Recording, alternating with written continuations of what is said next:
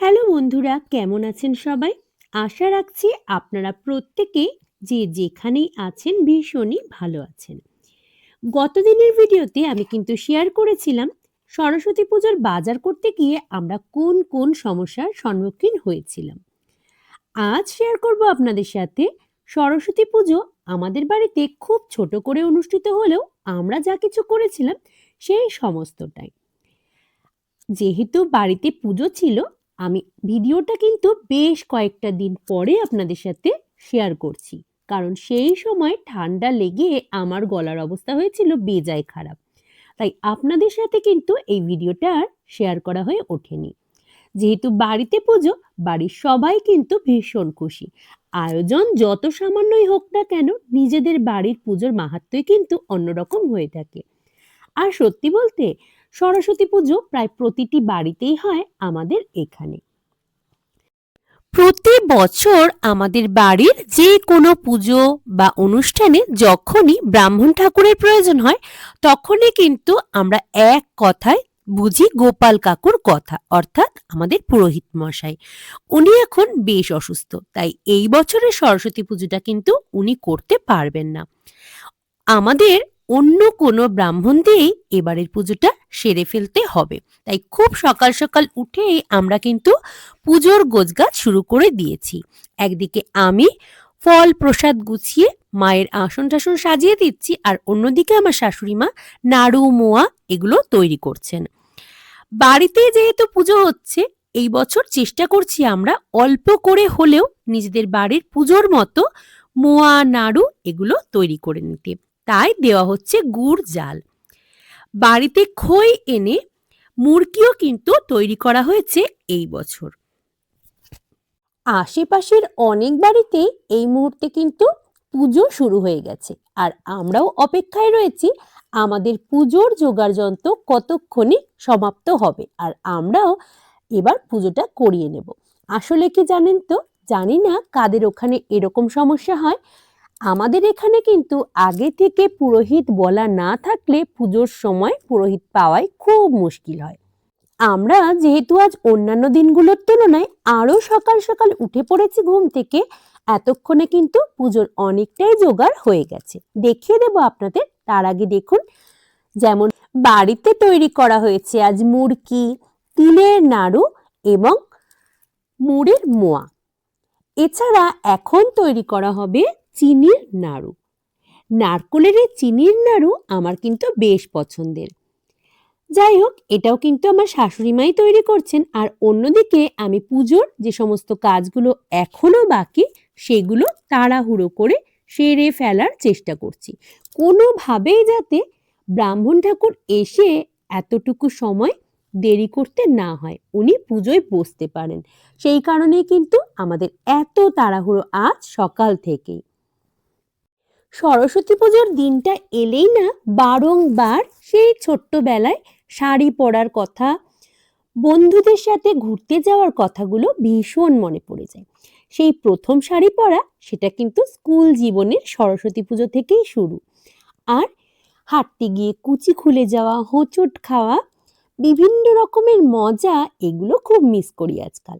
আজকাল আলমারি ভর্তি কত শাড়ি, তবুও শাড়ি পরার ইচ্ছেটাই কোথায় যেন হারিয়ে যাচ্ছে। পরাই হয় না খুব একটা অকেশন ছাড়া। দেখুন, আমি এদিকটা কিন্তু কোনো রকমে গুছিয়ে নিয়েছি। এখন ঠাকুর মশাই আসলে পুজোয় বসতে পারবেন। আমাদের দেবী প্রতিমা কিন্তু আকারে ছোট হলেও মুখটি হয়েছে ভারী মিষ্টি। এদিকে আমিও কিন্তু শাড়ি পরে একেবারে রেডি হয়ে গিয়েছি। আসলে অকেশন ছাড়া যেহেতু আজকাল আর খুব বেশি শাড়ি পরার সুযোগ হয়ে ওঠে না, তাই এই সুযোগগুলো আমিও খুব একটা হাতছাড়া করতে চাই না। এদিকে আমাদের আসনের দেবদেবতা যারা রয়েছেন তাদেরকেও একটু দেখিয়ে দিই আপনাদের। আজ বাড়ির পুজো সেরে আবার যাব আমার ছেলের স্কুলে, কারণ ওকে আমার ছোটবেলার অনেক গল্পই আমি করি, আর তখন থেকেই ওর মনেরও ইচ্ছে ও সরস্বতী পুজোয় নিজের স্কুলে যাবে ঠাকুর দেখতে। আমিও কথা দিয়েছি বাড়ির পুজো শেষ হওয়ার পরে ওকে নিয়ে ওর স্কুলে যাব।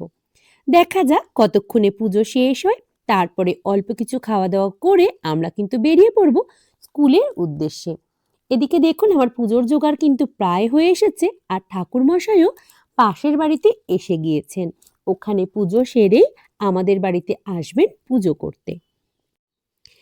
আনন্দের দিনগুলো এলে আমি যেমনভাবে আমার বাবাকে, আমার শ্বশুরমশাইকে মিস করি, আজ আরও একজনকেও ভীষণ মিস করছি। উনি গোপাল কাকু। আসলে আমার বিয়ের পর থেকে যত অনুষ্ঠান হয়েছে এই বাড়িতে, সমস্ত অনুষ্ঠান কিন্তু উনি নিজে হাতে সামলেছেন। বিশেষ করে কোনো পুজোর অনুষ্ঠান এলে এত সুন্দর করে পুজো করেন উনি, কি বলবো।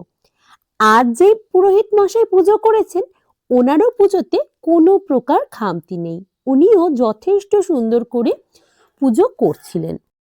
তবু ওই যে এত বছরের অভ্যাস, সেটা কোথাও যেন একটু কষ্ট দিচ্ছিল। বারংবার গোপাল কাকুর কথা মনে পড়ছিল। উনি আজ অসুস্থ। প্রতি বছর পুজো করতে এলেই যখনই আমার গোছগাছ কমপ্লিট হয়ে যায় কিংবা অসম্পূর্ণ থাকলেও উনি নিজে হাতে এসে সবটা জোগাড় করে নেন, আর সব সময় প্রশংসাসূচক বাক্যে বলেন, মামুনি খুব সুন্দর গুছিয়েছ। জানি ততটা পরিষ্কার পরিচ্ছন্নভাবে হয়তো আমি পারিও না, কিন্তু ওনার ওই যে প্রশংসাটুকু, সেটুকু কিন্তু আজ ভীষণ ভীষণ মিস করছি। উনি তাড়াতাড়ি সুস্থ হয়ে উঠুন, আবার আমাদের বাড়িতে ফিরুন পুজোর সময়গুলোতে। ভীষণভাবে অপেক্ষায় রইলাম। এদিকে দেখুন আমাদের পুজো কিন্তু চলছে, আর খুব নিয়ম নিষ্ঠার সঙ্গে আমাদের এবারের পুরোহিত মশাইও কিন্তু পুজো করছেন। স্কুল ছুটি থাকলে সোনা পাপার আমার 10টার আগে কিছুতেই ঘুম ভাঙে না। তবে আজও অনেক সকাল সকাল উঠে স্নান সেরে পাঞ্জাবি পরে আমার পাশে বসে পড়েছে পুজো দেখবে বলে। হ্যাঁ, এবার তো অঞ্জলিও দেবেও। এর আগেও যদিও অঞ্জলি দিয়েছে, তবে কি মন্ত্র বলেছে সেটা কিন্তু সঠিক আমিও বুঝতে পারিনি। যাই হোক, এখন তো একটু বড় হয়েছে, তাই নিয়ম নিষ্ঠা করে ও কিন্তু বসে পড়েছে আমার পাশে পুজো দেখবে বলে। অপেক্ষা করছে কতক্ষণে অঞ্জলি দেবেও। ফল খুব একটা পছন্দ নয় তার, তবে যেহেতু বারণ করা হয়েছে যে সরস্বতী পুজোর আগে কুল খেতে নেই, তাই কুলের প্রতি আগ্রহ রয়েছে অসীম। আমাদের পুজো, আমাদের অঞ্জলি সবকিছুই কিন্তু হয়ে গেছে, আর এবার আমি একটু আরতি করে নিচ্ছি। পুজোটা কিন্তু বেশ ভালোই হয়েছে। আমাদের আয়োজন যদিও ছিল খুবই সামান্য, তবুও আমার বেশ ভালো লেগেছে। বাড়িতে পুজো করলে একটা আলাদাই প্রশান্তি কাজ করে মনে। এবার আমাদের সকালের জলখাবারটাও তৈরি করে ফেলতে হবে চটজলদি, কারণ আগেই বললাম পাপার স্কুলে যেতে হবে আমাদের, তাই সকালের জলখাবারের জন্য লুচি আর ঘুগনি হচ্ছে। মায়ের ভোগ হিসেবে কিন্তু আমরা অন্ন ভোগটা দিই না, আমরা লুচি আর সুজি মায়ের প্রসাদ হিসেবে দিয়েছিলাম। এখন আমার সোনা পাপাও কিন্তু আমাকে সাহায্য করছে আমার কাজে। দেখুন, ও ছোট্ট ছোট্ট লেচিগুলো আমার সাথে কেটে দিচ্ছে, যাতে আমার কাজটা একটু তাড়াতাড়ি হয়ে যায়। রান্নাঘরে কিন্তু ঘুগনিও প্রায় রেডি হয়ে গেছে, আর একটা কড়াইতে বসিয়ে দেওয়া হয়েছে তেল গরম করবার জন্য। কয়েকটা লুচি ভাজা হলেই তারপরে কিন্তু আমরা সবাই টিফিনটা সেরে ফেলবো সকালের, তারপর বেরিয়ে পড়ব স্কুলের উদ্দেশ্যে। আমাদের সামর্থ্য অনুযায়ী ছোট্ট আয়োজনে আমাদের বাড়ির যে সরস্বতী পুজো, সেটা তুলে ধরার চেষ্টা করলাম আপনাদের সামনে। কেমন লাগলো জানাবেন অবশ্যই কমেন্ট করে। আপনাদের কমেন্টের অপেক্ষায় রইলাম। আমার ভিডিওগুলো যদি ভালো লাগে আপনাদের, তাহলে লাইক করতে ভুলবেন না। আর যারা প্রথমবার দেখছেন মৌসুমীজ ওয়ার্ল্ডকে, আমি অনুরোধ করব সকলকে সাবস্ক্রাইব করে পাশে থাকবার জন্য। আজকের মতো ভিডিওটা আমি এখানেই শেষ করব। আবারও নতুন কোনো ভিডিও নিয়ে হাজির হব আপনাদের সামনে খুব তাড়াতাড়ি। ততক্ষণের জন্য আপনারা যে যেখান থেকেই দেখছেন, সকলেই খুব ভালো থাকবেন, সুস্থ থাকবেন এবং অবশ্যই সাবধানেও থাকবেন। আর যারা এখনো মৌসুমীজ ওয়ার্ল্ডের পাশে নেই, তারা কিন্তু সাপোর্ট করে পাশে থাকতে ভুলবেন না। আজকের মতো এই পর্যন্তই। আপনাদের সঙ্গে দেখা হচ্ছে আবারও খুব তাড়াতাড়ি। ভালো থাকবেন সকলে।